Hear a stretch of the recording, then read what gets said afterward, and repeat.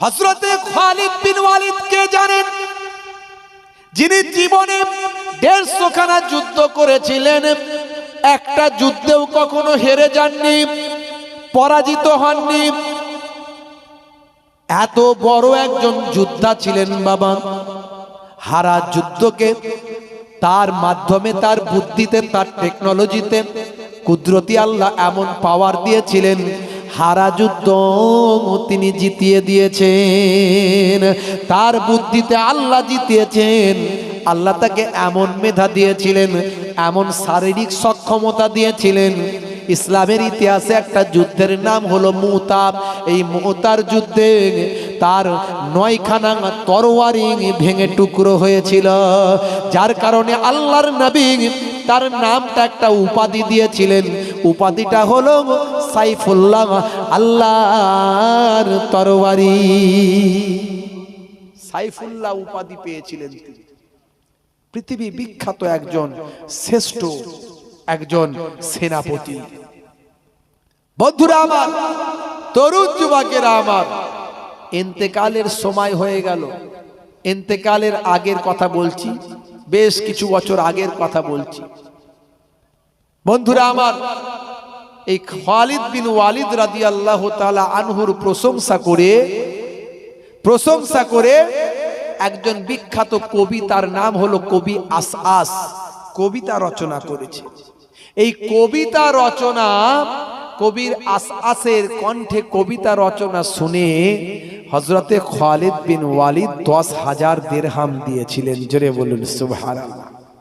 10,000 দিরহাম কি করেছিলেন? পুরস্কার দিয়েছিলেন। এটা কোন সময়ের কথা বলছি?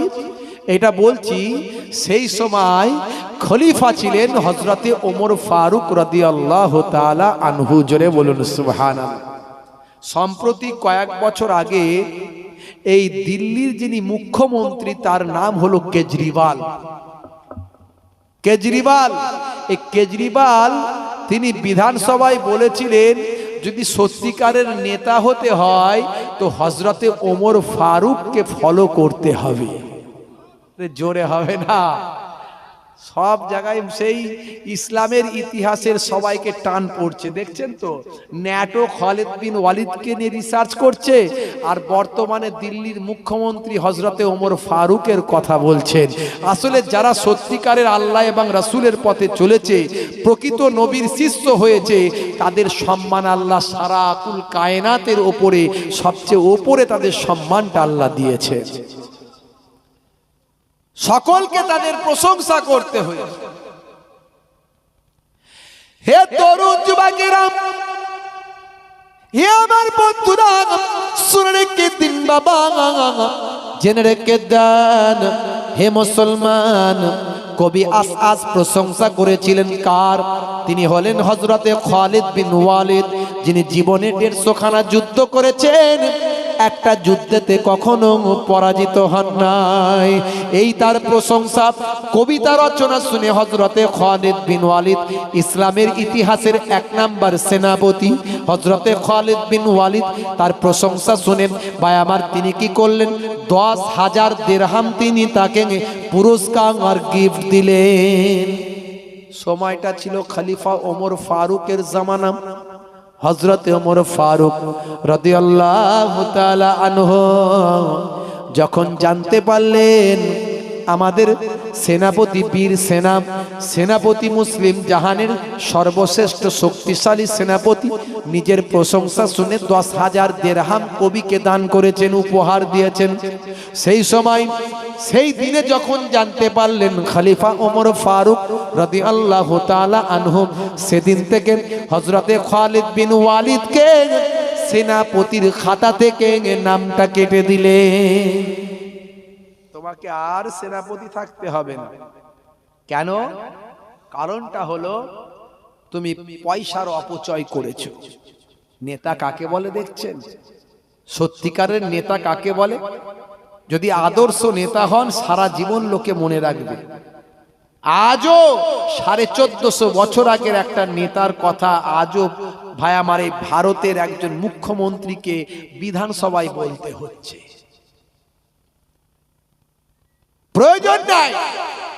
আমার ওমর ফারুকের নাম কে করলো না কিছু যায় আসে না, কিন্তু প্রকৃত যারা রাসূলের শিষ্য হয় তাদের সম্মান সারা জীবন থাকবে, তাদের ইজ্জত আল্লাহ এত উঁচুতে দান করে। কেমন খলিফা একটু ভালো করে বুঝবেন। এই বাইরে থেকে আওয়াজ যেন না আসে বাবু, বাইরে থেকে চিৎকার করবেন না। বাপ আমার একে মজলিসে তারা আপনারা কজন বসেননি, আবার চিৎকার করছেন, ডিস্টার্ব করবেন না। খুব অল্প সময় আপনাদের কষ্ট হচ্ছে, একটু জোরে আওয়াজ দেন, কষ্ট হচ্ছে। এই হবে তো নাকি? একবার তাকবীরে ধ্বনি দেন দেখি, নারায়ে তাকবীর। গোশ খান তো আপনারা? সত্যিকার গোশ খান না চর্বিওয়ালা খান, না চর্বি ছাড়া খান? চর্বিওয়ালাও খান, চর্বি ছাড়াও খান।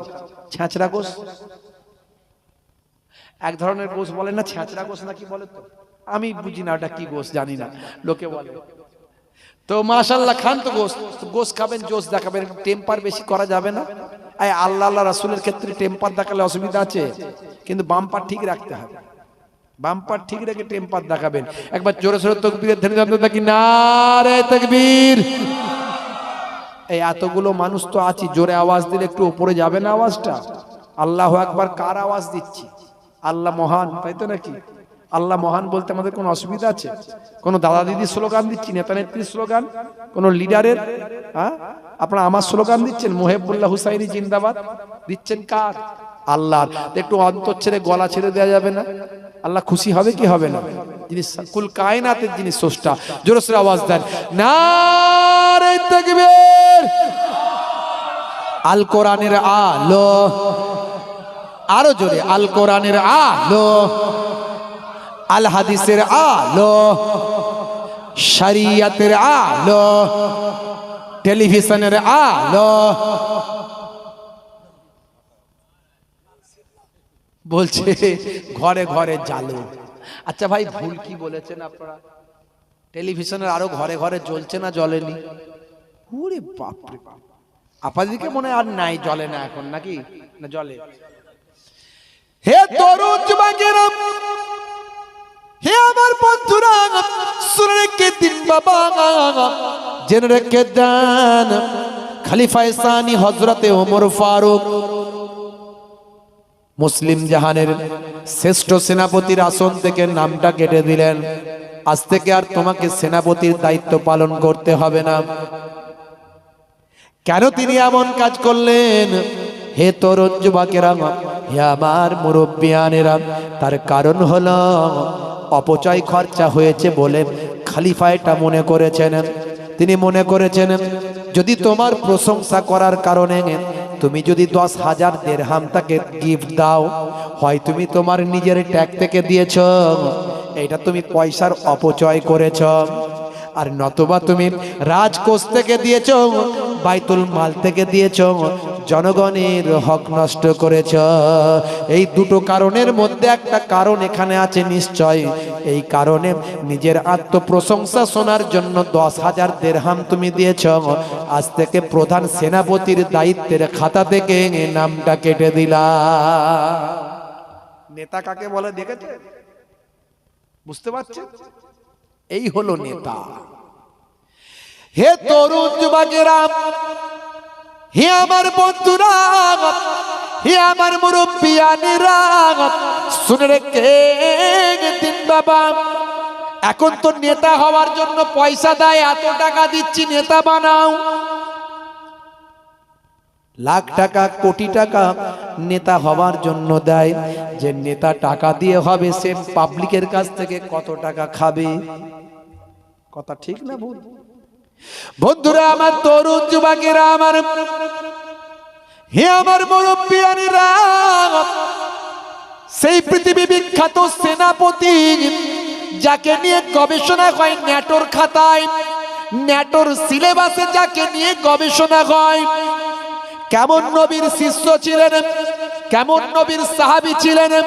হে জওয়ান যুবকেরা, ইন্তেকালের সময় যখন এসে গেল, সেই সময় তিনি চোখ ভরা পানি, বুক ভরা বেদনা, থরথর করে কাঁপেন, ঝরঝর করে তার চোখ দিয়ে পানিটা ঝরে যায়। প্রিয়তমা স্ত্রী মাতার গোড়ায় বসে আছেন। সেই সময় বলছেন, ও হযরতে খালিদ, ও ইসলামের ইতিহাসের শ্রেষ্ঠ সেনাপতি, আপনার চোখে অশ্রু এটা আপনাকে মানায় নাই, কারণ আপনি হলেন বীর যোদ্ধা। যোদ্ধা কখনো চোখ দিয়ে পানি ঝরায় না। তখন তিনি বললেন, ও আমার প্রিয়তমা স্ত্রী, কেন কাঁদছি শোনো? আমি মৃত্যুর ভয়ে কাঁদি নাই, তার কারণ হলো আমার মওতের সময় এসে গেছে। আমার ইচ্ছা ছিল আমি যুদ্ধ করতে করতে ইন্তেকাল হব, শাহাদাতের মৃত্যু আমার নসিবে হলো না। আমি শহীদ হয়ে মরতে পারলাম না, এটাই আমার দুঃখ। এই জন্য আমি কাঁদছি যে আমাকে বাড়িতে পড়ে মরতে হচ্ছে, আমি শহীদের মওত পেলাম না। সেই সময় স্ত্রী বলেছিলেন, প্রিয়তম স্বামী, আপনি কেমন করে শহীদ হবেন? আপনি তো গাজী। যুদ্ধে যিনি শহীদ হয়ে যান আল্লাহ এবং রাসূলের জন্য, দ্বীনের জন্য, ইসলামের জন্য, কোরআনের জন্য, নামাজের জন্য, যিনি যুদ্ধে শহীদ হয়ে যান তিনি শাহাদাতের মৃত্যুবরণ করেন। শহীদ যিনি হয়ে যান তিনি বিনা হিসাবে জান্নাতে চলে যান। আর যিনি যুদ্ধে জিতে যান তাকে ইসলামের পরিভাষায় গাজী উপাধি দেওয়া হয়। ও আমার প্রিয়তম স্বামী, আপনি হলেন গাজী, শহীদ হয়তো আপনি হতে পারেন নাই, কি করে আপনি শহীদ হবেন? আল্লাহর নবী আপনার উপাধি দিয়েছিল সাইফুল্লাহ, অর্থাৎ আল্লাহর তরবারি। আল্লাহর তরবারি আল্লাহ আপনাকে বানিয়েছেন, আর আপনাকে শহীদ করতে পারেন এমন হিম্মত কার আছে? জোরে হবে না? জোরে হবে না? বাবাজি আমার, আল্লাহর মাহবুব বান্দা, আল্লাহর ওলি বান্দা, আল্লাহর নবীর সাহাবী, আল্লাহর মাহবুব বান্দা, তাদেরকে নিয়ে আজকে পৃথিবীতে গবেষণা হয়, রিসার্চ হয়, ন্যাটোর মতো জায়গাতে গবেষণা হচ্ছে। হে তরুণ যুবকেরা, বিশ্ব নবীর হাদিসগুলোকে নিয়ে গবেষণা হয়। 1450 বছর আগে বিশ্ব নবী যা বলেছেন আজকের যুগে বিজ্ঞান আর বাস্তবতায় পরিণত হয়েছে।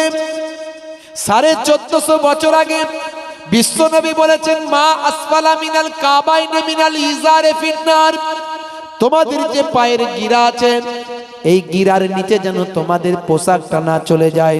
যদি ইচ্ছাকৃতভাবে তোমাদের পোশাকটা পায়ের গিরার নিচে চলে যায়, আমি রাসূলুল্লাহ বলি ওই অংশটা জাহান্নামের আগুনে জ্বলবে। তাই রাসূল বলেন, ইচ্ছাকৃতভাবে যেন পায়ের গিরার নিচে যেন পোশাকটা না চলে যায়, পায়ের পোশাকটা গিরার উপরে থাকা চাই।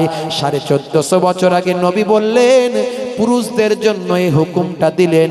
আজকের যুগের বিজ্ঞানীরা গবেষণা করলো, বাবা ওই গিরাতে এক ধরনের হরমোন তৈরি হয়, যে হরমোনটা পর্যাপ্ত পরিমাণে তৈরি হলে পুরুষের পৌরসত্ব আর মানসিক ভারসাম্য ঠিক রাখতে কাজে লাগে। ভাই, এই গিরাতে হরমোনটা তৈরি হওয়ার জন্য পর্যাপ্ত আলো বাতাস চাই।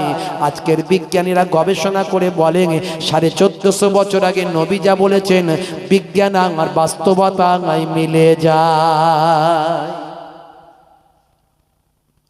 আজকে তাই সারা পৃথিবীতে ইসলাম নিয়ে গবেষণা হচ্ছে, কিন্তু দুর্ভাগ্য আমরা মুসলমান, আমরা ইসলাম নিয়ে গবেষণা করতে পারছি না। কোরআন আমরা পড়ছি না, কোরআনের অনুবাদ পড়ছি না, কোরআনের ব্যাখ্যা পড়ছি না। তাফসিরে কাসির বাংলায় আছে, বড় বড় তাফসির গুলো বাংলায় আছে, মোবাইলে লোড করে নিন, লোড করে নিয়ে পড়ুন কি বলা হয়েছে। জীবনটা ধন্য হয়ে যাবে। কেসি আসকেলে, টাইসন, হ্যানুম্যান, Michael Jackson, Gary Miller, madam Jennifer, mister ক্যাভিলি, যুক্তরাষ্ট্রের বিখ্যাত মার্শাল আর্ট বিশ্বনবীর শিষ্য হয়ে গেছে। ইন্টারনেটে ঘুরপাক খাচ্ছে, চারিদিকে ভাইরাল। আমেরিকা যুক্তরাষ্ট্রের বিখ্যাত পাদ্রী মিস্টার হেইগি, তিনি ঈমান কবুল করে মোহাম্মদ লতিফ, আব্দুল লতিফ নাম নিয়েছেন। তিনি বলেছেন, আমি 20 বছর আগে থেকে আমার ইসলামের প্রতি আকর্ষণ, আজকে আমি এটাই বিশ্বাস করি, মৃত্যুর আগে সব মানুষ আল্লাহর কাছে ছিল, আমি আল্লাহর পথে ফিরে এসেছি, অর্থাৎ আমি আমার আল্লাহর পথেই ফিরে এসেছি। আজ আমি রাসূলের শিষ্য হয়ে গেছি। সারা পৃথিবী তোলপাড় হয়ে যাচ্ছে। আমেরিকা যুক্তরাষ্ট্রের বিখ্যাত একজন ধর্মযাজক গবেষক, যিনি স্নাতকোত্তর ডিগ্রি করেছেন ধর্মশাস্ত্রের উপর, মাস্টার ডিগ্রি করেছেন, সেই বিখ্যাত পাদ্রী মিস্টার হেইলি, তিনি ঈমান কবুল করে বিশ্বনবীর শিষ্য হয়ে গেছেন। হে তরুণ যুবকেরা, হে আমার বন্ধুরা, হে আমার মুরব্বিয়ানেরা, শুনে রেখে দিন বাবা, 1450 বছর আগে বিশ্বনবী বলেন বেশিরভাগ কবরের আযাব হয় দুটো কারণে। একটা হলো পেচ্ছাপ করে পবিত্র না হওয়ার কারণে, আর একটা হলো চগলখড়ি করার কারণে। বেশিরভাগ কবরের আযাব হয় দুটো কারণে। নবী বললেন লা ইয়াস্তানজিউ আনিল বাউল ওয়া ইয়ামসি বিন নামিমা, চগলখড়ি করার কারণে আর পেচ্ছাপ করে পবিত্র না হওয়ার কারণে। এই দুটো কারণে বেশিরভাগ কবরের আযাব হয়। চায়ের দোকানে বেশি চগলখড়ি হয়, হয় কি হয় না? যাদের চায়ের দোকান আছে আমার উপর রাগ করবেন না জানো, মানে বাজার, বসার জায়গা, বেঞ্চ, মুরব্বী মানুষরা বসবে, সারা দুনিয়ার কথা বলবে, ও খারাপ, ও অমুক, ও তমুক, ও ওই হয়েছে, ওই সেই হয়েছে, ও দু নম্বরই, ও চিটিংবাজি, ও ধাপ্পাবাজি। ভাই পরের বিচার না করে হু অ্যাম আই, নিজেকে একটু বিচার করলে ভালো হয় না? আমি কত বড় ভালো মানুষ, আল্লাহওয়ালা মানুষ, নিজের বিচারটা নিজে করলে ভালো হয় না? কি হবে নিজের আখেরাত নষ্ট করে? হক হলো দুই প্রকার, হকুল ইবাদ, একটা হলো বান্দার হক, একটা হচ্ছে হকুল্লাহ, আল্লাহর হক। আল্লাহর হক কোনগুলো? নামাজ, রোজা, হজ, যাকাত, জিকির, ফিকির, এগুলো যদি আপনি না করতে পারেন ঠিকঠাক ভাবে, আল্লাহর কাছে কাঁদলে আল্লাহ মাফ করতে পারে। কিন্তু আপনি চায়ের দোকানে বসে বসে একটা ভাই আর একটা ভাইয়ের বিরুদ্ধে গীবত করেছেন, চগলখড়ি করেছেন, যতক্ষণ না সেই বান্দা মাফ না করবে আল্লাহ মাফ করবেন না। অত সহজ নয়। মুসলমান নিজের লাইফ স্টাইলকে চেঞ্জ করুন, পরিবর্তন করুন। আর কতদিন এইভাবে চালাবে? এক ডাক্তার আর এক ডাক্তারকে দেখতে পারে না, ওর কাছে যেও না। পেশেন্ট গেলে ভালো হয় না কি? এরকম দু নম্বরই ফোক্কর ডাক্তার, পড়াশোনা করেছে, ওর কাছে যে যাবে সে আরো রোগ বেড়ে যাবে। এক মাওলানা আর এক মাওলানাকে সহ্য করতে পারছে না, বাজে মাওলানা, একদম কিচ্ছু জানে না, ভকাস, একদম বাজে লোক। তোমরা ওই মাওলানার সঙ্গে সম্পর্ক রেখেছো, ওই পীরজাদা, ওই হুজুর, ওই মুফতি। এক দোকানদার আর এক দোকানদারকে সহ্য করতে পারে না, যা মাল আছে সবকটাই ভেজাল মাল, কেন ওর কাছ থেকে কিনতে যাও? এক মাস্টার আর এক মাস্টারকে সহ্য করতে পারছে না, তার বিরুদ্ধে বলছে এই তোমার মেয়েকে ওখানে পড়তে দিচ্ছ, ছেলেকে দিয়েছো? যতজন পড়েছে কেউ পাস করেনি, সব ফেল করেছে। কেউ এমন একটা সময়ের মধ্যে আমরা পড়ে গেছি, দিনকাল খুব খারাপ। এই স্টেজে বসে বসে এক মাওলানা, এক মুফতি, এক পীরজাদা, এক বক্তা অন্য পীরজাদা, অন্য মুফতি, অন্য বক্তা, অন্য মাওলানার বিরুদ্ধে ইঙ্গিত করে ডাইরেক্ট ইনডাইরেক্ট এমন ভাবে বলছে, মানুষ বুঝতে পারছে ভাই এসব করে কি পান। সমাজের মধ্যে সোশ্যাল মিডিয়ায় বিভ্রান্ত ছড়িয়ে যুব সমাজ তারা কাকে অনুসরণ করবে? যে আলেমদের আল্লাহ তো সম্মান দিয়েছে, ওয়াল্লাযিনা উতুল ইলমা দারাজাত। মাস্টারের কথা বলা হলো না, ডাক্তারের কথা বলা হলো না, অ্যাডভোকেটের কথা বলা হলো না, বলা হলো যাদের মধ্যে কোরআনের জ্ঞান, হাদিসের জ্ঞান, এই সব আলেম মাওলানা যারা আছেন এদের কথা আল্লাহ বললেন এরা হলো তোমাদের মধ্যে সর্বোচ্চ উত্তম বান্দা। জোরে বলুন সুবহানাল্লাহ। যাদের মধ্যে ইলমে দ্বীন আছে তারা হলো তোমাদের মধ্যে উচ্চ সম্মানের অধিকারী। কিন্তু সেই ইলমে দ্বীন যাদের মধ্যে আছে, আমরা যদি বসে বসে এই বক্তা ওই বক্তার বিরুদ্ধে স্টেজে বসে বসে সোশ্যাল মিডিয়ায় গীবত, শেকায়েত, চগলখড়ি, বাজে বাজে মন্তব্য, বিরুদ্ধাচারণ যদি করি, সমাজের যুব সমাজ, শিক্ষিত মানুষ আগামী দিন কি বার্তা দেবে আমাদের কাছ থেকে? কোন চোখে দেখবে আমাদেরকে? বৃহৎ স্বার্থে সব বন্ধ করা উচিত। কে আগে কি হয়েছিল, কবে হয়েছিল, কখন হয়েছিল, ওসব কোনো অজুহাত হতে পারে না। এসব কথা বন্ধ করে এক আলেম আর এক আলেমকে রেসপেক্ট করুন, সম্মান করুন। বন্ধুরা আমার, ইসলাম যাদের মাধ্যমে প্রচার হচ্ছে, যারা ওয়ারাসাতুল আম্বিয়া, রাসূল বলেছেন নবী আর আসবে না, কিন্তু নবীর ওয়ারিসরা আসবে। আনা খাতামান নাবিয়িন লা নাবিয়্যা বাদি, আমি হলাম শেষ নবী, আমার পরে নবী আসবে না। কিন্তু আল উলামা ওয়ারাসাতুল আম্বিয়া, আলেমে হাক্কানীরা হবে নবীদের ওয়ারিস। প্রকৃত আলেমে হাক্কানী ছাড়া বাঁচার কোনো রাস্তা নাই। শয়তান আপনার পদে পদে আছে। আপনি একজন আলেমে হাক্কানীর সঙ্গে সম্পর্ক রাখলে, বন্ধুত্ব রাখলে, বন্ধুর বন্ধু হলেও হাদিসের মধ্যে এসেছে তার খাতিরে আল্লাহ তোমাকে নাজাত দিয়ে দেবে।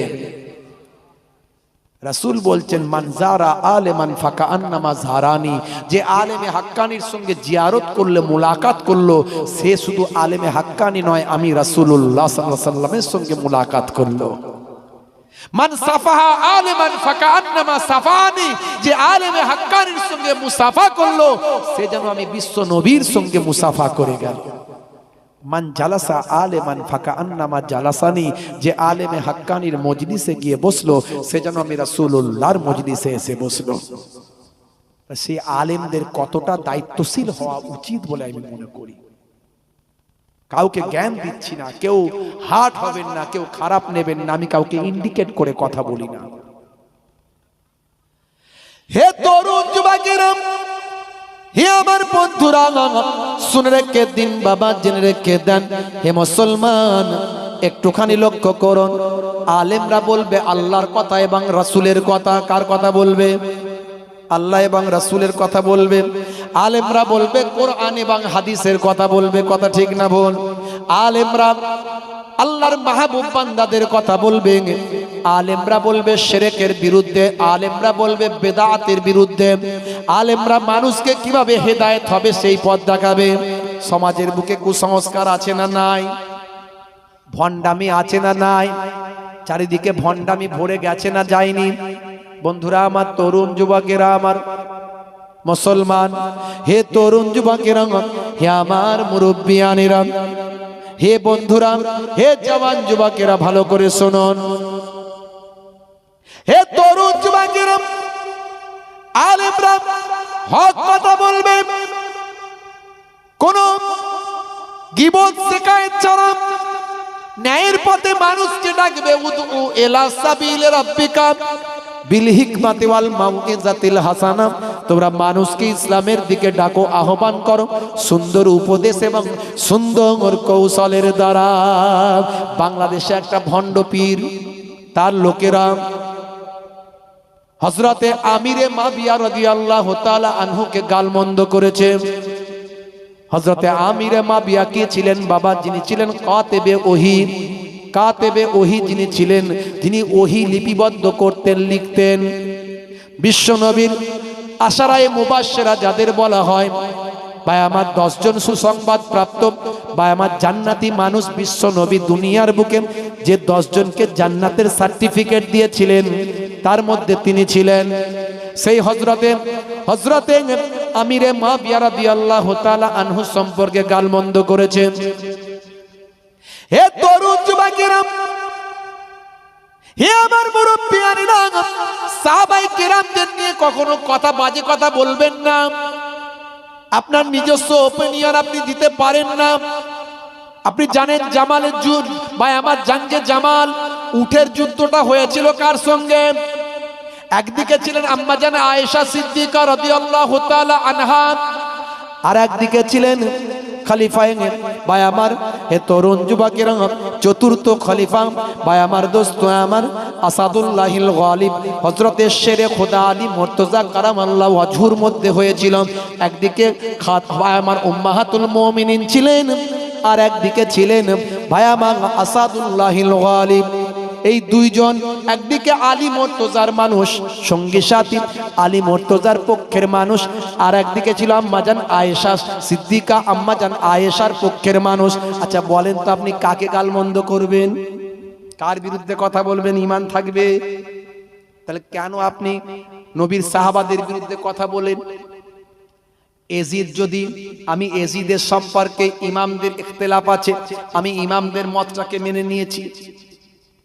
অনেক ইমাম ফাসিক বলেছেন, কেউ বা কাফের বলেছেন। হে তরুণ যুবকেরা, হে আমার মুরব্বিয়ারা, কিন্তু আমিরে মুআবিয়া সম্পর্কে কোনো বাজে কথা কোনো কেউ ভাই আমার যারা আইম্মাই কেরাম আছেন তারা বলেননি। বাংলাদেশের ভণ্ড পীর বাজে কথা বলেছে। এই বাজে কথা বলার কারণে একজন আলেমে হাক্কানি তিনি প্রতিবাদ করেছিলেন। তার নাম হলো মাওলানা নুরি শরীফুল ইসলাম, সফিউল ইসলাম না শরীফুল ইসলাম নুরি। তিনি প্রতিবাদ করার জন্য ভণ্ড পীরের ভক্তরা তারা রাস্তায় গাড়ি আটকে তার জিহবা কেটে নিয়েছে। জানেন আপনারা, বাংলাদেশে ভাইরাল হয়েছে। অত্যন্ত দুর্ভাগ্যজনক। কারা কাটলো? যারা মেরেছে, যারা কেটেছে তারা হলো মুসলমান। আর যার জিহবা কাটা হয়েছে তিনি একজন যোগ্য আলেম, তিনি অন্যায়ের বিরুদ্ধে কথা বলেছিলেন। এই যদি মুসলমানের আচরণ হয়, হে তরুণ যুবকেরা, হে আমার মুরব্বিয়ানেরা, কাল কিয়ামতের দিনে আল্লাহর দরবারে কৈফিয়ত দিতে হবে বাবা। মুসলমান তরুণ যুবকেরা আলেমদের সম্মান করবেন, আলেমদের ইজ্জত করবেন বাবা, আল্লাহর কোরআন এবং হাদিসের সম্মান করবেন। হে তরুণ যুবকেরা, হে আমার মুরব্বিয়ানেরা, শুনে রেখে দিন বাবা, মানুষ যত বিজ্ঞানের গবেষণা বেড়েছে তত আল্লাহর কোরআনের সম্মান বেড়ে গেছে, তত বেশি বেশি মানুষ বিশ্বনবীর তারিকা সুন্নত গুলোকে মেনে নিয়েছে। হে জওয়ান যুবকেরা, হে আমার মুরব্বিয়ানেরা, তরুণ যুবকেরা, আমার বড় বড় আথার পণ্ডিতেরা, বড় বড় গবেষকেরা, বড় বড় খেলোয়াড় প্লেয়ারেরা, বড় বড় নায়ক গায়কেরা পর্যন্ত বিশ্বনবীর শিষ্য হয়েছে। রাসূলের সুন্নত তারিকা আপনাকে আমাকে মানতে হবে, একটার পর একটা। রাসূল বললেন দুটো কারণে কবরে বেশিরভাগ আযাব হয়, তার মধ্যে একটা হলো চগলখড়ি করার কারণে। বাজারে সবচেয়ে নিকৃষ্ট জায়গা হলো দুনিয়ার মধ্যে আসুক, বাজার, আর দুনিয়ার মধ্যে সবচেয়ে উৎকৃষ্ট জায়গা হলো মসজিদ। ইমানদারকে যখন মসজিদে ছেড়ে দেওয়া হবে তখন তার হৃদয়টা শান্তি লাভ করবে, যেমন মাছকে পানিতে ছাড়লে হয়। আর দু নম্বরই ভেজাল মাল, সাচ্চা মুসলমান নয়, তাকে মসজিদে ঢুকিয়ে দিলে মাছকে যেমন পানি থেকে ডাঙায় ছেড়ে দিলে লাপায়, সে তেমন কখন বেরোয় কখন বেরোয়। চাচাও ছোটে ছাগলও ছোটে, চাচাও ছোটে ছাগলও ছোটে। ছুটে ছুটে ছাগলটা মসজিদে ঢুকে গেছে, মসজিদে ঢুকে গেছে। এমন সময় মসজিদের কজন মুসল্লি আছে তারা হাট হুট ছি ছা করছে। চাচা সিঁড়ি পর্যন্ত দাঁড়িয়ে গিয়ে বলছে, হ্যাঁ গা, তোমাদের কোনো বুদ্ধি শুদ্ধি আছে? একটা অবেলা জানোয়ার মসজিদে ঢুকে গেছে, তাকে হ্যাট হুট ছি ছা করছো, ভদ্রভাবে তাড়াতে পারোনি? ওর কোনো বুদ্ধি আছে? বুদ্ধি থাকলে মসজিদে ঢুকতো, আমাকে কোনোদিন ঢুকতে দেখেছো? চাচার অনেক বুদ্ধি, মসজিদে ঢোকেনি। মুসলমান হাই রে হাই, বড় বড় আথার পণ্ডিতের আজকে গবেষণা করে ঈমান কবুল করছে, আর বিশ্ব নবীর শিষ্য যারা আমরা দাবি করি অথচ আমরা নামাজ পড়ি না, রাসূলের সুন্নত মেনে চলি না। বিশ্বনবী বললেন দুটো কারণে কবরে আযাব হয়, একটা হলো চগলখড়ি করা, দুই নাম্বার হলো পেচ্ছাপ করে পবিত্র না হওয়া। আচ্ছা বলেন তো, পেচ্ছাপ করে পানি নাই না কারা? কারা নেয় না? জিন্সের প্যান্ট পরে যারা পেচ্ছাপ করে পানি নেয় না তারা, ওরা মুসলমানের সন্তান। কথা ঠিক না ভুল? যেখানে ড্রাম ভর্তি হয়ে যায় পাইপলাইন চালু করে দেয়, ক্লিয়ার করলো আর বেরিয়ে গেল। ও যদু জয়দেব জয়নাল একসঙ্গী চালায়, কেউ কারোর দিকে তাকানোর টাইম নাই, কেউ সামনে দেখার টাইম নাই, কে এলো আর কে গেল অত ভাবার টাইম নাই। ভাই আমার কেতাবের মধ্যে দেখতে পাওয়া যায় হায়া শরম হচ্ছে ঈমানের অঙ্গ, আল হায়াও শুবাতু মিনাল ঈমান। লজ্জা হলো ঈমানের অঙ্গ, যার মধ্যে লজ্জা নাই তার মধ্যে ঈমানের খাতরা আছে ভাই। আত-তাহুরু সাতরুল ঈমান, আত-তাহারাতু সাতরুন নিসফুল ঈমান। পবিত্রতা পরিচ্ছন্নতা হলো ঈমানের অর্ধেক। পেচ্ছাপ করে পানি নেয় না, হে তরুণ যুবকেরা, 1450 বছর আগে বিশ্বনবী জানিয়ে দিলেন, আজকের যুগে বিজ্ঞানীরা, স্বাস্থ্য বিশেষজ্ঞরা গবেষণা করে নবী যা বলেছেন ঠিক বলেছেন। তার কারণ হলো ইউরিনটা টেস্ট করা হয় প্যাথোলজিতে, ইউরিনের মধ্যে জীবাণু আছে কি জানার জন্য। আমরা যে খাদ্য আমার ভক্ষণ করছি, এই খাদ্য ভক্ষণ করার পরে স্টমাকে গিয়ে সেটা আমার মিষ্ট হচ্ছে, খাবার তৈরি খাবারটাকে বাবা স্টমাকে গিয়ে সেখানে পরিপাকতন্ত্রে পরিপাক হচ্ছে, সেখানে পরিপাকতন্ত্রে গিয়ে সেই জাঁতা কলে পড়ে মেশিন ঘুরিয়ে ঘুরিয়ে 3টে পার্টে ভাগ করে দিচ্ছেন। একটা হলো ব্লাড তৈরি হলো, ব্লাডটা গিয়ে হার্টে পৌঁছে গেল, হার্টের কাজ হলো শরীরের বিভিন্ন অর্গানগুলোতে, নখ থেকে মাথার আমার চুলের তালু পর্যন্ত শরীরকে হার্ট সাপ্লাই করে পৌঁছে দেয়। আর 2 নাম্বার হলো আমার ইউরিন তৈরি হলো, পেচ্ছাপ তৈরি হলো, এই পেচ্ছাপটা তৈরি হয়ে ইউরিনাল ড্রামে চলে যায়। আর যেটা আমার কঠিন পদার্থ যেটা হলো সেটা হলো স্টুল, পায়খানা, এই পায়খানাটা পায়খানার ড্রামে চলে যায়। যখন যেটা প্রয়োজন সেটা মানুষ শরীর থেকে বের করে দেয়। কথা ঠিক না ভুল? কষ্ট হচ্ছে নাকি? একটু হ্যাঁ হু দেন, শেষ করে দেবো, চলবে? ঠিক বলছেন? হে তরুণ যুবকেরা, হে আমার বন্ধুরা, রাসূল বললেন পেচ্ছাপ যখন করবে বসে করা চাই, পেচ্ছাপ করে পবিত্র হওয়া চাই। পবিত্র না হওয়ার কারণে বেশিরভাগ কবরে আযাব হয়। স্বাস্থ্য বিশেষজ্ঞরা বলছেন ইউরিনটা হলো তরল বজ্র, এর মধ্যে জীবাণু আছে, যদি ধৌত না করা হয় শরীরে লেগে যেতে পারে ভাই, কাপড়ে লাগে, পোশাকে লাগে। এই বজ্র তরলটার মধ্যে জীবাণু থাকে, এর কারণে শরীরের ক্ষতি হতে পারে ভাই।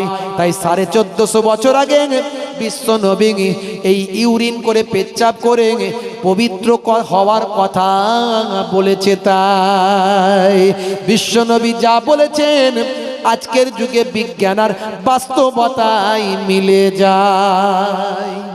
1450 বছর আগে কোনো প্যাথোলজি ছিল? জোরে বলেন। কোনো ল্যাবরেটরি ছিল? কোনো টেস্টিং যন্ত্রপাতি মেশিন ছিল? এক্সরে মেশিন, আল্ট্রাসোনোগ্রাফি কি গো ছিল? এক্সরে মেশিন ছিল না। কিন্তু নবী যা বলছেন মিলে যাচ্ছে কেমন করে? তার কারণটা এখানেই তো অলৌকিক ব্যাপার। এটাই আমি বোঝাতে পারছি না, কেন জানি না। এরপরেও কি করে মানুষ নামাজ পড়ে না, রোজা রাখে না, রাসূলের সুন্নত মানে না, আমার ভেবে উঠতে পারি না। কারণ এটাই হলো মেন কথা, যে রাসূল যা বলেছেন, কার কথা বলেছেন? আল্লাহর কথা। মানুষ সৃষ্টি করেছে কে? আইন তৈরি করেছে কে? আল্লাহ। আল্লাহর আইনটা রাসূল জানিয়ে দিচ্ছে। আল্লাহ যে আছে তার প্রমাণ আজকের বিজ্ঞানে প্রমাণিত হওয়াটা তারই প্রমাণ। জোরে বলুন সুবহানাল্লাহ। তাহলে আল্লাহর আইন সত্য, আল্লাহ সত্য, সেটা প্রমাণ করছে আজকের বিজ্ঞান। তাই বড় বড় পণ্ডিতেরা বলছেন যত বিজ্ঞানের ডেভেলপমেন্ট বাড়বে তত ইসলাম বোঝা, কোরআন বোঝা সহজ হবে, আর তত বেশি মানুষ ইসলাম এবং কোরআনের প্রতি আগ্রহ হবে, রাসূলের বিশ্ব নবীর শিষ্য হয়ে যাবে। বন্ধুরা আমার, কিন্তু আমরা দুর্ভাগ্য, আমরা তো না ভালো করে পড়ি না বুঝি। কজন মোবাইলে কোরআন মাজিদ অ্যাপস ডাউনলোড করেছেন বলুন তো? কজন সময় পেলে একটু কোরআনের অ্যাপটা খুলে পড়েন? কজন বাড়িতে কোরআন মাজিদ পড়েন? কজন আরবি কোরআন পড়ে তার মানেটা, অনুবাদটা পড়েন, কি কোরআনে বলা হয়েছে? কজন পড়ে? বুকে হাত দিয়ে চিন্তা করেন। আমার কথায় দুঃখ নেবেন না, আমি আপনাদের হার্ট করতে আসিনি, কষ্ট দিতে আসিনি, একটু বোঝাতে এসেছি, বলতে এসেছি। হে তরুণ যুবকেরা, হে আমার বন্ধুরা, 1450 বছর আগে এই আলেমরা আছে, জিজ্ঞাসা করুন। বিশ্বনবী 1450 বছর আগে বলেছেন যখন পেচ্ছাপ করবেন অবশ্যই বসে পেচ্ছাপ করা চাই। 1450 বছর আগে নবী বললেন। আজকের যুগের বিজ্ঞানীরা, শিক্ষা বা আমার স্বাস্থ্য বিশেষজ্ঞরা বলেন পেচ্ছাপটা বসে করা উচিত। তার কারণ হলো পেচ্ছাপটা বাইরে ক্লিয়ার হওয়ার আগে আমাদের শরীরে একটা ড্রাম আছে, থলি আছে, এই ড্রামে গিয়ে প্রথমে জমা হয়, তারপরে প্রেসার যখন তৈরি হয় বাইরে বের করা হয়। যদি বসে পেচ্ছাপ করা হয় সারা শরীরের প্রেসারটা ইউরিনাল ড্রামে পড়ে, ওই ড্রামেতে চাপ পড়ার ফলে সারা ইউরিনাল ড্রাম থেকে, থলি থেকে সমস্ত ইউরিনটা পেচ্ছাপটা বাইরে বের হয়ে যায়। আর যদি মাল দাঁড়িয়ে দাঁড়িয়ে চালানো হয়, কিছু ফোঁটা ইউরিনটা মেতে থেকে যায়। দীর্ঘদিন ধরে থাকতে থাকতে পেচ্ছাপ থলিতে পাথর তৈরি হয়ে যায়।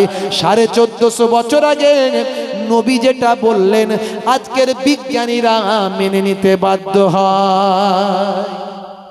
জোরে হবে না, আর জোরে হবে না। মুসলমান সেই রাসূলের সুন্নত তরিকা, বসে পেচ্ছাপ করুন, নবীর সুন্নত বলে করুন, দেখবেন সওয়াবের হকদার হবেন। চেটে পুচে খাবেন, নবী খেতে বলেছে বলে খান, দেখবেন সুন্নতের সওয়াবটা হবে। মাঝে মাঝে ছেঁড়া জামা সেলাই করে বাইরে বেরোবেন। আপনি মনে করবেন যে ভাইজান আপনি যে এত বড় বড় কথা বলছেন, আপনি মানেন তো? ভাই এটাই তো হাদিসের কথা, যেটা নিজে করো না সেটা মানুষকে বলো না। যেটা নিজে করো না সেটা মানুষকে বলো না। মাঝে মাঝে বলা, যদিও বলা উচিত নয়, আমি মাঝে মাঝে আমার দু একটা ছেঁড়া জামা রেখে দিয়েছি। মাঝে মাঝে ছেঁড়া জামা সেলাই করাও আছে, ছেঁড়াও আছে, পরে মাঝে মাঝে একটু এলাকায় ঘুরে আসে। লোকে দেখুক মোহেবুল্লাহ হুসাইনি ছেঁড়া জামা পরে ঘুরছে। কেন ঘুরছি? আমার নিয়ত একটাই, আমার অহংকার থাকবে না। ছেঁড়া জামা নবী সেলাই করে পরেছেন, আমি ছেঁড়া জামা সেলাই করে পরছি, তাতে এটাই আমার নিয়ত যে রাসূলের সুন্নতটা আমি পালন করলাম। আর আমার অহংকার থাকবে না, আমি এত টাকার মালিক, আমি স্ট্যান্ডার্ড জামা কাপড় পরবো না। আপনি ডাক্তার হন, ইঞ্জিনিয়ার হন, যেই হন না কেন, বড় হায়ার এডুকেটেড, বড় ব্যবসায়ী, ছেঁড়া জামা সেলাই করে একটু মাঝে মাঝে পরে ঘুরবেন, দেখবেন আপনার অহংকার আর থাকবে না। হে তরুণ যুবকেরা, হে আমার বন্ধুরা, বড় বড় ব্যক্তিরা আজকে বিশ্ব নবীর শিষ্য হয়েছে। অনেক নেতা মন্ত্রী, লিডার, নায়ক, গায়ক, খেলোয়াড়, প্লেয়ারের কথা আমি বলেছি, বড় বড় ওয়াতার পণ্ডিতদের কথা বলেছি। আজকে একটা বহুদিন আগের পুরানো বাদশার কথা আপনাদের বলবো। একটু হ্যাঁ হুদান বলবো, কষ্ট হচ্ছে না তো? বন্ধুরা আমার, তরুণ যুবকেরা, জায়গার নাম হলো বালাখ। এই বালাখের একজন বিখ্যাত বাদশা ছিলেন, নাম হলো ইব্রাহিম আদম।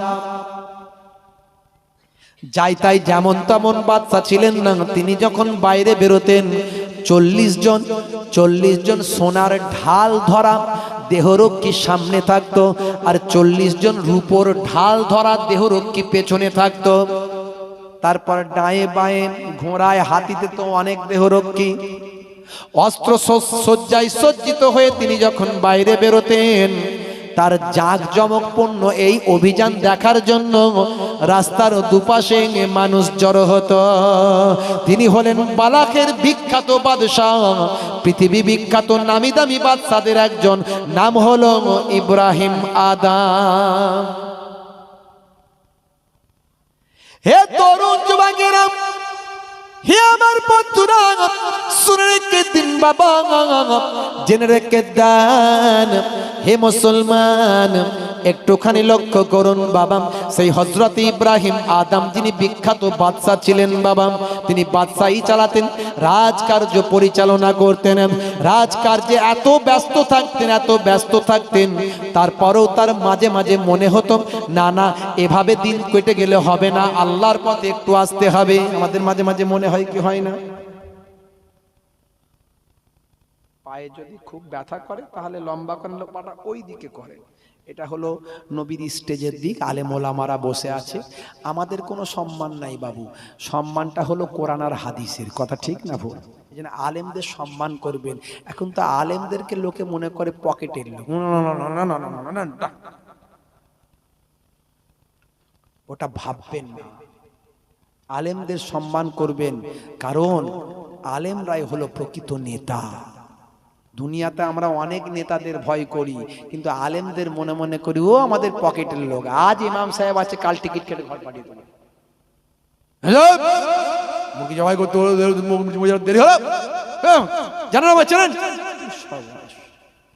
কি রে ভাই, ইমাম মানে কি তোমার পকেটের লোক? মুরগি জবাই করার জন্য আছে। কত টাকা মাইনে দাও ইমাম সাহেব? বলে 2500 টাকা। কত টাকা দাও? বলে 4000 টাকা। ভাই তোমার ছেলের যদি 4000 টাকা একটা চাকরি পাই, করাবে তো? তার বেলায় নয়। ইমাম সাহেব দোয়া করবেন, আমার ছেলেটা একটা বড় ইন্টারভিউ আছে, বড় ইন্টারভিউ, অনেক টাকা মাইনে। ইমাম সাহেব এই নিন 200 টাকা, একটু ভালো করে জুম্মার নামাজ পড়ে দোয়াটা করে দেবেন দেখিন। এলাকার গণ্যমান্য ধন্যকন্য ব্যক্তি এসে বলছে ইমাম সাহেব একটু ভালো করে দোয়াটা করে দেবেন। ইমাম সাহেব দোয়া চাইছে, আল্লাহ রব্বানা আতেনা ফিদ দুনিয়া হাসানাতাও, আল্লাহ তুমি এই ধনী ব্যক্তির মানুষটার, এই আমাদের সেক্রেটারির, এই আমাদের নেতার ছেলের চাকরিটা তুমি হইয়ে দাও, ইন্টারভিউটা লাগিয়ে দাও, আর মাইনেটা তুমি আমার মতো করে দাও। এটা কি হলো ইমাম সাহেব? চাকরিটা করিয়ে দাও ঠিক আছে, কিন্তু মাইনেটা কেন তোমার মতো হবে? হ্যাঁ, বলে আমার যদি চলে তোমার কেন চলবে না? আমি সব জায়গায় বলেছি ইমামদের স্যালারি মাইনে বাড়াতে হবে, মিনিমাম 10 থেকে 15,000 করতে হবে, কারণ আগামী দিন ইমাম খুঁজে পাওয়া যাবে না, ইমামরা অন্য কাজ কারবারে লেগে যাবে। বলে পড়াশোনা করেছি আল্লাহর জন্য, ওই দুনিয়ায় ওই বিক্রি করার জন্য পড়িনি, পড়াশোনা করেছি আল্লাহর জন্য। ওই 4,000 টাকা মাইনে দেবে আর ইমাম সাহেব ভালো আছো বড় বড় ডায়লগ দেবে, ও চলবে না। আগামী দিন সে সময় আসছে ইমামতির লোক খুঁজে পাবেন না, তাই নিজের বাপের জানাজা পড়ানোর জন্য নিজে তৈরি হয়ে যান, নিজের বাপের জানাজা পড়ানোর জন্য নিজেকে তৈরি হয়ে যান, কারণ জানাজা নামাজ পড়ানোর জন্য কোনো ইমাম আর আসতে চাইবে না। আর না হলে ইমামদের মাইনে 10,000, 20,000, 15,000 করতে হবে আগামী দিন। হে তরুণ যুবকেরা, যে কথা বলছিলাম বাবা, বিখ্যাত একজন বাদশা, বালাকের বাদশা, এত বড় একজন বাদশা যার সামনে ছিল ভাই আমার 40 জন স্বর্ণের ঢাল বিশিষ্ট প্রহরী, পেছনে ছিল 40 জন স্বর্ণের ঢাল বিশিষ্ট প্রহরী, ডায়ে বায়ে তারও অনেক সৈন্য সামন্ত থাকতো, অশ্বারোহী হস্তি বাহিনী থাকতো।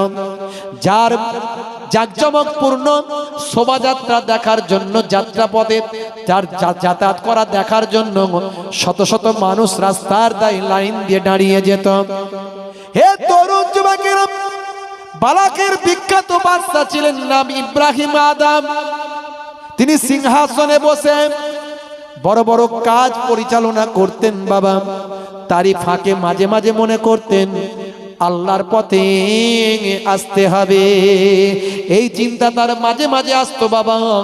যেমন আমাদের মাঝে মাঝে যাই করি না কেন, মনে হয় না রে বাবু মরতে তো হবে, এবার আল্লাহওয়ালা হতে হবে, কিন্তু হচ্ছি না। 5 ওয়াক্ত নামাজ পড়ছি না, 5 ওয়াক্ত নামাজ পড়ছি না। হে তরুণ যুবকেরা, নামাজ যদি আপনি পড়েন, হেফাজত কে করবেন? জোরে বলেন, কে হেফাজত করবেন? নামাজটা যদি আপনি সহিভাবে 5 ওয়াক্ত পড়েন, হেফাজতের দায়িত্বটা স্বয়ং আল্লাহ রাব্বুল আলামিন নেবেন।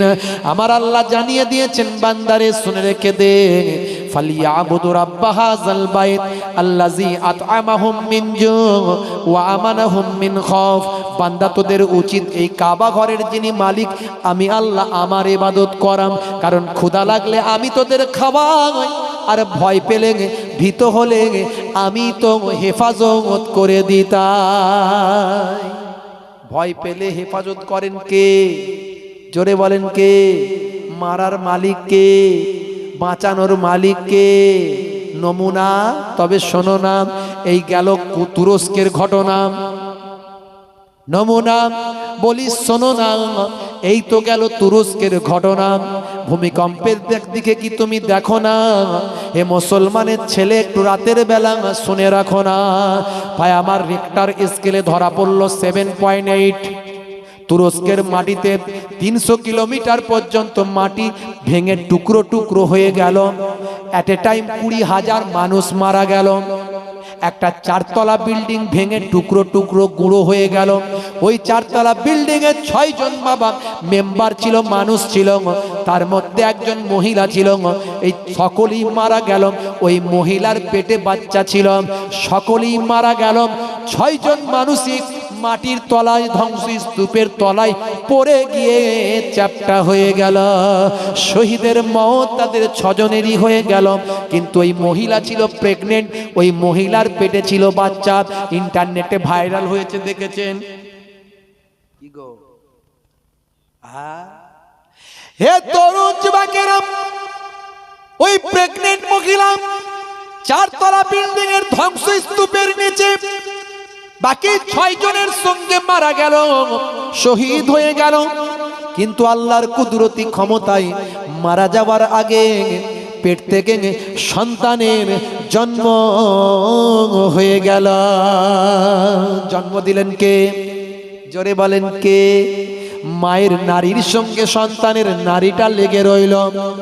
টাইম কেটে গেল 48 ঘন্টা। 48 ঘন্টা পর ধ্বংসস্তূপ থেকে স্বেচ্ছাসেবী সংগঠন যারা বাবা ওই পরিষ্কার করছিল, ধ্বংসস্তূপ থেকে যারা খোঁজাখুঁজি তল্লাশি চালাচ্ছিল, এরকম স্বেচ্ছাসেবী মানুষগুলো যখন ধ্বংসস্তূপ সরাচ্ছিল, এই স্তূপ সরাতে সরাতে সরাতে সরাতে একটা ফুটফুটে দুধের শিশু বাচ্চা তারা খুঁজে পেল, যার নারীটা তখনও মায়ের নারীর সঙ্গে লেগেছিল। তারা নারী কেটে ওই জিন্দা জীবিত বেঁচে থাকা ফুটফুটে সন্তানটাকে বের করলো, যে 48 ঘন্টা ধ্বংসস্তূপের তলায় আল্লাহর কুদরতি খাবার, কুদরতি হাওয়া নিয়ে 48 ঘন্টা বেঁচে ছিল। আজও সেই সন্তানটাকে, বাচ্চাটাকে আল্লাহ বাঁচিয়ে রেখেছে। বাঁচানোর মালিক কে? জোরে বলেন কে? তাহলে আমরা যদি আল্লাহর হয়ে যাই, আল্লাহ আমাদের হয়ে যাবে। হে তরুণ যুবকেরা, হে আমার বন্ধুরা, শুনে রেখে দিন বাবা, জেনে রেখে দেন। তাই মাঝে মাঝে আমাদের মনে হয় আল্লাহ ওয়ালা হতে হবে, কিন্তু হতে পারি না। আজকে প্রতিজ্ঞা করুন, আজ থেকে নামাজ ছাড়বো না, রাসূলের সুন্নত ছাড়বো না, মুখের দাড়িটা কাটবো না, ছোট হোক আর বড় হোক সুন্নত মনে করে রাখবো। যদি কবরে চলে যাই, কোনো অনেক সুন্নতের কথা আমি বললাম, কোনো সুন্নত কবরে দেখা যাবে না, কিন্তু একটা সুন্নত দেখা যাবে, সেটা হলো আপনার আমার মুখের দাড়ি। এই দাড়ির মধ্যে সায়েন্স আছে, আমি আগে বলেছি। ইন্টারনেট খুলবেন, আমার হাজার হাজার বক্তব্য পাবেন। হে তরুণ যুবকেরা, হে আমার মুরব্বিয়ারা, শুনে রেখে দিন বাবা, মুনকার নাকির ফেরেশতা যখন জিজ্ঞাসা করবে মান রব্বুকা, দেখতে পাবে মুখে দাড়ির দেখা। হতে পারে ওই দাড়িটাই আপনার আমার নাজাতের জারিয়া। হে মুসলমান, মুখের দাড়িটা ছোট হোক বড় হোক রাখবে। এখন দাড়ি তো হয়ে গেছে ফ্যাশন, কিন্তু ফ্যাশন মনে করে নয় রাখবেন আপনি, ছোট হোক আর বড় হোক নবীর সুন্নত মনে করে রাখবে। হে তরুণ যুবকেরা, হে আমার বন্ধুরা, শুনে রেখে দিন বাবা, জেনে রেখে দেন। হে মুসলমান, একটুখানি লক্ষ্য করুন বাবা, একটুখানি খেয়াল করুন বাবা। মাঝে মাঝে তার মনে হয় একটু আল্লাহওয়ালা হতে হবে। বিছানায় শুয়ে আছেন, সুন্দর আরামের বিছানায়, ভাই আমার গদিতে শুয়ে আছেন, হঠাৎ করে গভীর রাত্রিতে হঠাৎ করে আওয়াজ শুনতে পান ছাদের উপর দিয়ে কে ছোটাছুটি করছে। বালাকের বাদশাহ হযরত ইব্রাহিম আদম, পৃথিবী বিখ্যাত বাদশাহ, আওয়াজ দিলেন ছাদের উপরে কে? কে ছাদের উপরে? বলে হুজুর বিয়াদবি নেবেন না, আমার একটা উট হারিয়ে গেছে, আমি এই ছাদের উপরে খুঁজছি। বলে বোকা কোথাকারে, উট হারালে কি ছাদে পাওয়া যায়? উট হারিয়েছে জঙ্গলে যাও। হে তরুণ যুবকেরা, ছাদের উপর থেকে আওয়াজ আসে, ও বাদশা জাহাপনা, আপনি ঠিকই বলেছেন বাদশাহ, উট হারালে জঙ্গলে যেতে হয়, উট কি আর ছাদের উপর পাওয়া যায়? ঠিকই বলেছেন বাদশা জাহাপনা। অনুরূপ আপনি আরামের বিছানায় শুয়ে শুয়ে আল্লাহ পাবেন ভাবছেন। আল্লাহ পাওয়ার জন্য আরামের বিছানা নয়, আল্লাহ পেতে গেলেও জঙ্গলে চলে যেতে হয়। ছুটে ছুটে ছাদে গেলেন, কে দেখি এত বড় জ্ঞানটা দিল কে? গিয়ে দেখেন না কেউ কোথাও নাই। বুঝতে পারলেন এটা দুনিয়ার কোনো সাধারণ আওয়াজ নয়, এই আওয়াজটা আল্লাহর পক্ষ থেকে। বাদশা বিচলিত হয়ে গেলেন, মনটা তার বিগলিত হলো। চিন্তা চেতনা ভাবনা তার আষ্টে পৃষ্ঠে ঘিরে ধরল। একটা ভাবনার মধ্যে তিনি মাঝে মাঝেই ডুবে যান, বিস্মিত হয়ে গেলেন, চিন্তিত হয়ে গেলেন। রাজসিংহাসনে মাঝে মাঝে বসেন, মনটা বড্ড খারাপ। প্রত্যেক দিন বাঁদির উপর দাসীর উপর অর্ডার ছিল, হে দাসী, প্রত্যেক দিন আমার বিছানা তুমি সুন্দর করে করে রাখবে। আজকের বিছানা আর কালকে চলবে না, কালকের বিছানা আর পরশু দিন চলবে না, আরামের বিছানাটা সুন্দর করে তৈরি করে রাখবে। হে তরুণ যুবকেরা, বাঁধি প্রত্যেক দিন সুন্দর করে বিছানা তৈরি করেন, আরামের বিছানা তৈরি করেন। বাঁধি মাঝে মাঝে হাত দিয়ে টিপে টিপে দেখে, আরে কি সুন্দর বিছানা, আমি বাঁধি, আমি দাসী, আমার কি আর এই বিছানায় শোয়া কপালে হবে? একদিন বাদশা বলল, দাসী, আজকে রাত হবে ফিরতে, দেখো তুমি একটু ঠিকঠাক করে রেখো। বাদী দেখলো, চিন্তা করলো, বাদশার আজকে একটু রাত হবে আসতে, আরামের বিছানা প্রস্তুত হয়ে গেছে, একটু দেখি তো শুয়ে কেমন লাগে, আরাম কেমন পায়। এই আরামের বিছানায় আরাম করার জন্য বাঁধি একটু বিশ্রাম নেয়। দেখা গেল বাঁধির ঘুম এসে গেল, নিদ্রা এসে গেছে। দেখতে দেখতে দেখতে দেখতে বাঁধি আর ঘুম থেকে জাগে না। বাচ্চা অনেক রাত্রিতে যখন বাড়িতে ঢুকেছে, ঘরেতে ঢুকেছে, দেখেন নিজের আরামের বিছানায় ঘরের দাসী ঘুমিয়ে আছে। সভায় আমার মাছের ছড়িটা দেওয়াল থেকে পেরে দাসীকে ঘা কতক দিয়ে তাকে ঘর থেকে বের করে দিয়েছেন। দাসী কাঁদতে কাঁদতে দরজা থেকে বাইরে বেরিয়ে যায়। দরজাখানা ভিতর থেকে বাদশা লক করে ভিতরে ঘুমিয়ে যায়। সকাল হয়ে গেছে, সকালবেলা বাদশা দরজাটা খুলেছে, দরজাটা খুলে দেখছে যে দাসী দরজার পাশে এখনো কাঁদছে। বাদশার মনে দয়া হলো, ময়া হলো, বলল, বাঁধি, হে দাসী, অন্যদিন অন্য অন্যায় করার কারণে তোমাকে এর চেয়ে বেশি মেরেছি, তো তুমি তো সেদিন এত কান্না কাঁদো না, আজ এত কান্না কাঁদছো কেন? আজকে কি তোমাকে বেকায়দা কোনো জায়গায় লেগে গেছে? তোমার জন্য কি কবিরাজের ব্যবস্থা করতে হবে, হাকিমের ব্যবস্থা করতে হবে? তোমার জন্য কি কোনো ঔষধ দেওয়ার ব্যবস্থা করতে হবে, ডাক্তার ডাকতে হবে? হে তরুণ যুবকেরা, দাসী চোখ পড়া পানি, বুক পড়া বেদনা নিয়ে বলেছিল, হে বাদশা জাহাপনা, এতদিন পর্যন্ত আপনি আমাকে অনেকবার প্রহার করেছেন, আমি আমার নিজের জন্য কেঁদেছি।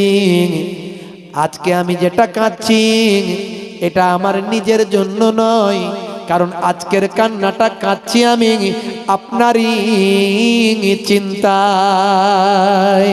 বাদশা বলল, কি চিন্তা আমার তোমার যে তুমি আমার জন্য কাঁদছো? বলে, বাদশা শুনবেন তাহলে? বলে, বলো দেখি। বাঁধি চোখ ভরা পানি, বুক ভরা বেদনা নিয়ে বলেন, হে আমার বাদশা জাহাপনা, শুনে রেখে দেন, আজকে আমাকে বেশি লাগেনি যে আমি এত কান্না কাঁদছি, অন্যদিন এর থেকে বেশি মেরেছেন, সেদিন আমার নিজের জন্য কেঁদেছি, আজকে আমি আপনার চিন্তায় কাঁদছি। তার কারণ হলো আমি আপনার আরামের বিছানায় 8টায় ঘুমিয়ে যদি 10টায় উঠি 2 ঘন্টা ঘুমিয়েছি, 8টায় ঘুমিয়ে যদি 11টায় উঠি 3 ঘন্টা ঘুমিয়েছি। এই 2 ঘন্টা অথবা 3 ঘন্টা ঘুমানোর কারণে যদি আমার এই মাঠটা পাওনা হয়, আপনি সারাটা জীবন আরামের বিছানায় ঘুমাচ্ছেন, না জানি আল্লাহর দরবারে কতটা আমার পাওনা আছে। আজকে আমি আমার চিন্তায় নয়, বরং আপনারই চিন্তায় আমি কাঁদছি। বাদশা বলে, বাঁধি, এ তোমার তো বুদ্ধির কথা নয়, এটা এত বুদ্ধি তোমার যদি হয়, তুমি তো দাসী বাঁধি হবে কেন? অন্য কিছু হতে, তোমার বুদ্ধি নয়, এটা তোমার মুখ থেকে আল্লাহ বলিয়েছে।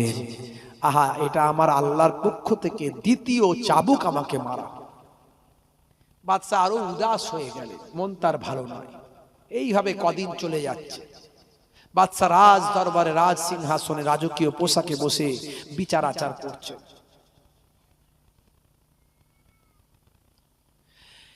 হে তরুণ যুবকেরা, হে আমার বন্ধুরা, শুনে রেখে দিন বাবা, জেনে রেখে দেন হে মুসলমান, একটুখানি খেয়াল করুন বাবা। বাদশা রাজ সিংহাসনে রাজকীয় পোশাকে আছে। এমন সময় দেখা যাচ্ছে একজন যোগ্য মানুষ, দক্ষ মানুষ, টল ফিগার, তার শরীরের মধ্যে বডি ল্যাঙ্গুয়েজের মধ্যে আছে একটা সুন্দর ভাব ভাই আমার, তার মধ্যে আছে একটা ভাই আমার আমিত্ব ভাব, তার পোশাক আশাক ছিল সুন্দর, তার সুঠাম চেহারা, সুন্দর পোশাক, সুন্দর চেহারা। এরকম একজন মানুষ ভাই আমার, একজন বীর পুরুষ, অচেনা মানুষ, যাকে দেখে সকলেই স্তম্ভিত হয়ে যায়, এইরকম একজন মানুষ রাজ দরবারে ঢুকেছে। প্রহরীরা কেউ বাধা দেওয়ার সাহস পাচ্ছে না, তার ব্যক্তিত্বর কাছে কেউ কথা বলার হিম্মত হয় না। তার মধ্যে ছিল চরম ব্যক্তিত্ব, তার পোশাক আশাক ছিল চরম উৎকৃষ্ট, তার সুন্দর সুঠাম দেহ, সুন্দর পোশাক, সুন্দর চেহারার সামনে কেউ কথা বলার হিম্মত হয় না। হু আর ইউ, মান আনতা, কে তুমি? হে তরুণ যুবকেরা, এইরকম একজন তরুণ যুবক রাজ সিংহাসনের কাছে চলে এলো, দরজা ভেদ করে প্রহরীদের চোখের সামনে দিয়ে বাদশাকে বলছেন, কে তুমি বাবা? কার হুকুমে এখান পর্যন্ত এলে? ব্যাপারটা কি? কে তুমি? তোমার পরিচয় কি? তিনি বললেন, হে বাদশা জাহাপনা, আমার পরিচয় পরে নেবেন, তার আগে আপনি বলেন এটা কি আপনার মুসাফিরখানা? বাদশা সেই সময় বলেন, তোমার কি কোনো বুদ্ধি নাই? এত বড় রাজপ্রাসাদটা কখনো কি মুসাফিরখানা হয়? মুসাফিরখানা ওই দিকে আছে, এটা কখনো মুসাফিরখানা নয়, এটা হলো আমার রাজবাড়ি। হে তরুণ যুবকেরা, হে আমার বন্ধুরা, ওই আল্লাহর বান্দা বললেন, হে বাদশা জাহাপনা, এই রাজবাড়ি কি আপনি বানিয়েছেন? বলে না। আপনার আব্বা বানিয়েছেন? বলে না। আপনার দাদু বানিয়েছেন? বলে হ্যাঁ। আপনার দাদু কি এখন হায়াতে আছেন? বলে না। আপনার আব্বা তাহলে হায়াতে আছেন? বলে না। ও বাদশা জাহাপনা, আপনি কি সারাটা জীবন হায়াতে থাকবেন? বলে না। হে বাদশা, শুনে রেখে দেন, জেনে রেখে দেন, যেই বিল্ডিং এ, যেই প্রাসাদে কোনো মানুষ সারা জীবন থাকে না, সেই বিল্ডিংটা আমার মতো মুসাফিরের কাছে রাজবাড়ি নয়, বরং মুসাফির খানা ছাড়া আর কিছু নয়। বলে দিয়ে হন্তদন্ত হয়ে চলে গেলেন। বাদশা কিছু সময়ের জন্য স্ট্যাচুর মতো দাঁড়িয়ে গেলেন, হতভম্ব হয়ে গেলেন। নিজেকে সামলে নিয়ে মানুষটাকে যাচাই বাছাই করার জন্য পেছনে ছুটতে লাগলেন, কাউকে কিছু না বলে হম্বিতম্বি করে রাস্তা দিয়ে ভাই আমার তার পিছু পিছু ছুটতে লাগলেন। কিছুটা যাওয়ার পরে ওই মানুষটাকে ধরে ফেলেছে। বাবা আপনি কে? হু আর ইউ? হে তরুণ যুবকেরা, ওই আল্লাহর বান্দা বললেন, হে বাদশা, শুনে রেখে দিন, জেনে রেখে দিন, আমি আর অন্য কেউ নয়। আমার পরিচয় জানতে চান? আমার পরিচয়টা যখন শুনতে চান তবে শুনে রেখে দেন, আমি হলাম হযরত খিজির আলাইহিস সালাম। জোরে হবে না? জোরে হবে না? এই পৃথিবীতে 4 জন নবী ছিলেন যারা, তারা আজও জীবিত আছেন। 4 জন। কজন? 4 জন। 2 জন আকাশে, 2 জন জমিনে। 2 জন আকাশে আছেন, তার মধ্যে একজন হলেন হযরতে, বলেন, ঈসা আলাইহিস সালাম। আর একজন আছেন 2 নাম্বার, আর একজন হযরতে ইদ্রিস আলাইহিস সালাম। আর জমিনে 2 জন আছেন, তার মধ্যে একজন হলেন হযরতে খিজির আলাইহিস সালাম, আর 2 নম্বর আরেকজন আছেন, তিনি হলেন হযরতে ইলিয়াস আলাইহিস সালাম। তবে ইনারা আর পয়গম্বর হিসাবে নয়, ইনারা আছেন আমাদের নবীর, আমাদের দোজাহানের বাদশার, আখিরি জামানার পয়গম্বর, আমাদের নূর নবীর উম্মত হিসাবে আছে। জোরে হবে না? হযরতে খিজির আলাইহিস সালামের কাছে উনি মুরিদ হলেন, বায়াত গ্রহণ করলেন, প্রতিজ্ঞাবদ্ধ হলেন যে আমি আর বাদশাহী চালাবো না। যোগ্য প্রার্থী নির্বাচন করে রাজ দরবারে দায়িত্ব দিলেন, দিয়ে তিনি চলে গেলেন, লুটা কম্বল নিয়ে জঙ্গলে চলে গেলেন। চটের পোশাক পরে জঙ্গলে গিয়ে, গভীর জঙ্গলে গিয়ে হুজরা তৈরি করে একটানা 20 বছর ইবাদত করলেন। কে করছেন? হযরত ইব্রাহিম আদম, যিনি এত বড় বাদশাহ। হে মুসলমান, কত বড় ধনী হয়েছে, এখনো নামাজ পড়তে ইচ্ছা করে না, রাসূলের সুন্নাত তরিকা মানতে ইচ্ছা করে না। দেখো ইব্রাহিম আদমকে দেখে আমি অনেক বাস্তব উদাহরণ দিয়ে থাকি, আজকেও দিয়েছি। এটা একটা ঐতিহাসিক চরিত্র নিয়ে আলোচনা করছি। হে তরুণ যুবকেরা, 20 বছর ইবাদত করেছেন। 20 বছরের ভিতরে কোনো মানুষের চেহারা তিনি দেখেন না। একদিন তিনি জলাশয়ের সামনে বসে আছেন, ছেঁড়া জামাটা নিজে হাতে লোহার ছুঁচ দিয়ে সেলাই করছেন। এমন সময় একটা শিকারী শিকার করতে করতে গভীর জঙ্গলে হুজরার সামনে এসে হাজির হলেন। চিনতে পেরে গেলেন, বয়স্ক মানুষ, বয়স্ক শিকারী। এটা তো আমাদের সেই বাদশাহ। বাদশাহ, আপনি এখানে? কত খোঁজা খুঁজেছি, আপনাকে পাইনি। হঠাৎ করে কোথায় গায়েব হয়ে গেলেন? আজকে আপনার কি অবস্থা বাদশাহ? আগে আপনি কত বড় শান ইজ্জতওয়ালা মানুষ ছিলেন, আপনার কথায় মানুষ উঠতো আর বসতো। আজ আপনার একই অবস্থা হলো। ও বাদশাহ, আপনার একই অবস্থা হয়ে গেল। বাদশাহ, আপনি এটা চরম ভুল করলেন। কেন আপনি বাদশাহী ছেড়ে দিলেন? আর এখানে এসেই বা আপনি কি পেলেন? আল্লাহর মাহবুব বান্দা বেলায়েতি চেহারাখানা নিয়ে শিকারীর দিকে তাকিয়ে বললেন, হে বাবা শিকারী, 20 বছর পর তোমার চেহারা আমি দেখছি বাবা। তুমি এমন কথা আর বলো না, কি আমি পেয়েছি এ কথা আর বলো না। দেখবে বাবা, হে তরুণ যুবকেরা, বাবা শিকারী শুনে রেখে দাও, এতদিন পর্যন্ত মানুষ আমার কথায় উঠতো আর বসতো। এখন আল্লাহ আমাকে এমন সম্মান দিয়েছে, মানুষ তো দূরের কথা, জিন জিন্নাত তো দূরের কথা, জানোয়ার হাইওয়ান তো দূরের কথা, দরিয়ার মাছগুলো পর্যন্ত আমার হুকুম মানে। হাতে ছিল লোহার ছুঁচ, জলাশয়ে ফেলে দিয়ে বললেন, কে আছো বাবা মাছেরা, আমার ছুঁচটাকে তুলে নিয়ে আসো। বলার সঙ্গে সঙ্গে ভাই আমার বহু মাছ এক একটা আল্লাহর কুদরতি পক্ষ থেকে ভাই আমার সোনার ছুঁচ নিয়ে কেনারাঙায় হাজির হয়ে যায়। আল্লাহর মাহবুব বান্দা বললেন, না না না, এগুলো আমার ছুঁচ নয়, আমার ছুঁচটা হলো লোহার ছুঁচ। বলার সঙ্গে সঙ্গে একটা মাছ লোহার ছুঁচ নিয়ে কেনারায় হাজির হয়ে যায়। এই ঘটনাখানা দেখে শিকারী অবাক হয়ে গিয়ে আল্লাহর মাহবুব বান্দার হাতে হাত দিয়ে আল্লাহ ওয়ালা হওয়ার শপথ গ্রহণ, বায়াত গ্রহণ করে আল্লাহ ওয়ালা তিনি হয়ে যায়। বন্ধুরা আমার, তরুণ যুবকেরা আমার, জঙ্গল থেকে বেরিয়ে এলেন, হাজার হাজার মানুষকে হেদায়েতের বাণী পৌঁছে দিতে লাগলেন। মক্কা শরীফে গেলেন, মদিনা শরীফে গেলেন। এমন সময় দেখতে পাওয়া যায়, একদিনকার ঘটনা ভাই আমার, দেখতে পাওয়া যায় হযরত ইব্রাহিম আদম উদাস হয়ে যাচ্ছেন। কারণটা কি না, ওনার সঙ্গে আল্লাহর আর যোগাযোগ হচ্ছে না। আল্লাহর সঙ্গে ওলি আল্লাহর যে ইলহাম হয়, সেই ইলহাম আর হচ্ছে না। তিনি ব্যতিব্যস্ত হয়ে বললেন, এমাতা ওমাতা ছুটতে লাগলেন আল্লাহর দরবারে। কিভাবে আল্লাহর দরবারে রোনা জারি করতে লাগলেন, আল্লাহ তুমি আর আমার ডাকে কেন সাড়া দাও নাই? আমি কি এমন অন্যায় করলাম? তিনি অস্থির হয়ে পড়লেন, চঞ্চল হয়ে পড়লেন। ঘুরতে ঘুরতে ঘুরতে ঘুরতে ফিলিস্তিনের জমিনে চলে গেলেন। ফিলিস্তিনের জমিনে গিয়ে বাইতুল মুকাদ্দাস বাবা, সেই বাইতুল মুকাদ্দাসে ঢুকে পড়লেন।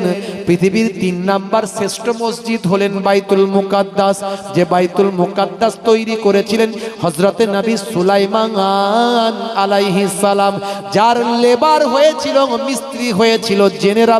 পাহাড় থেকে পাথর কেটে কেটে হযরতে নবী সুলাইমান নবী দাঁড়িয়ে থাকা অবস্থায় জেনেরা আল্লাহর ঘর মসজিদ তৈরি করেছিল পাথর দিয়ে। পৃথিবীর শ্রেষ্ঠ 3 নাম্বার মসজিদ ওটা। মুসলমানদের কিবলা ছিল বাইতুল মুকাদ্দাস। কষ্ট হচ্ছে নাকি? সত্যি করে বলে, ছেড়ে দেবো, শেষ করে দেবো? হ্যাঁ হুঁ দেন ভালো করে। কেউ কেউ বলছে বাবা ছেড়ে দিলে কেঁদে বাঁচি, বাবা পালিয়ে গেলে ভালো হয়। ওরে বাবা, মাঝে মাঝে হিংসা, 12:30 বাজছে, এক্ষুনি শেষ করে দেবো। হে তরুণ যুবকেরা, হে আমার বন্ধুরা, শুনে রেখে দিন বাবা,